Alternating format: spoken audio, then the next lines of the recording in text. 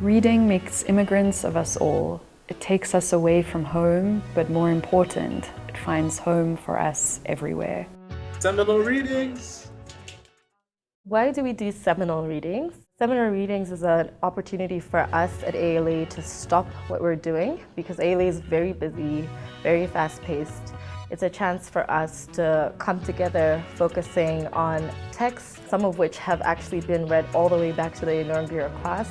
And this is a moment in which students can come together, they read or watch seminal texts that feel important about kind of universal ideas of freedom or education, and they sit in maybe sometimes discomfort and learn together.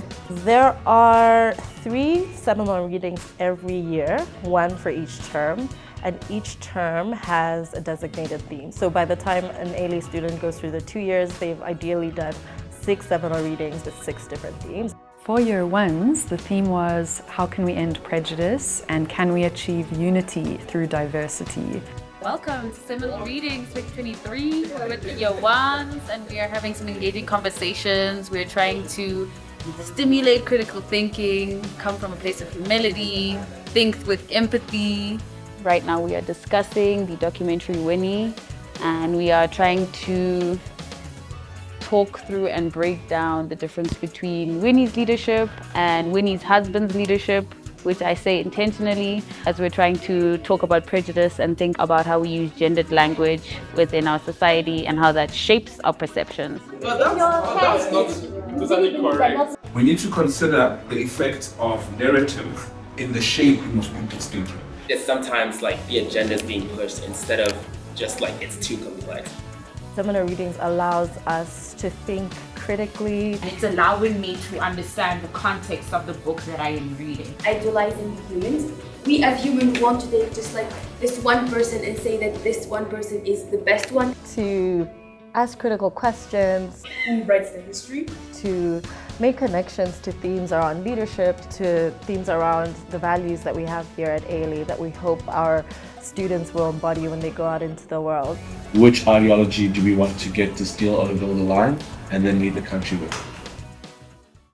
Today we were looking at the theme of prejudice and how it affects us and how diversity can lead to unity. I think I really enjoyed when we were talking about prejudice in society.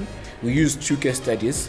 One, a sarcastic writing called Nasirima that was like talking about the current society but then from an alien point of view.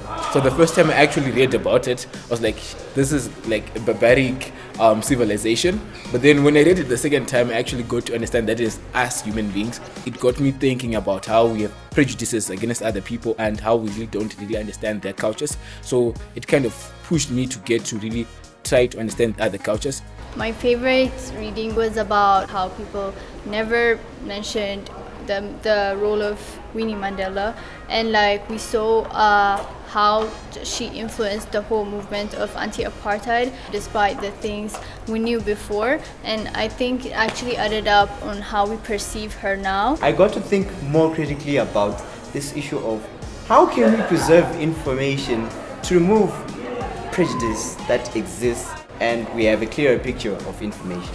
I was in the sessions with the year 2s, so I was able to see much more around how they engaged, and in my session we were able to cover a lot of what makes a good society, including questions around empathy, how do we develop empathy for others, questions around education for self-reliance, what does that look like, how does that apply to the African continent.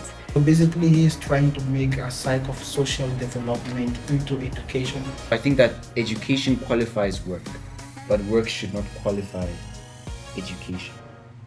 First, as a personal lesson, I learned that there are a lot of things that happen around us each and every day that we really never think critically about just because they become so much part of us. So it came as a wake-up call to say, are we really criticizing the normal routine things that we do in life?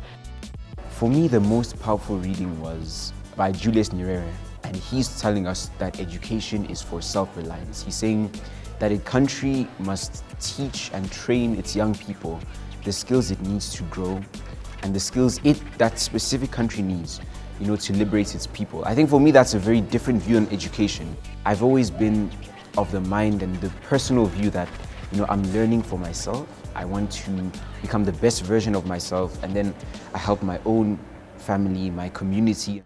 But Nyerere is saying no. The degrees that are available, have to already be suited to the country's development. ALA's mission is in harmony with what Nyerere is saying, because ALA is saying that they believe that leadership is at the core of the success of Africa as a continent. And they're saying, let's take young people that we already have and let's teach them to be the leaders that we want to see in our tomorrow.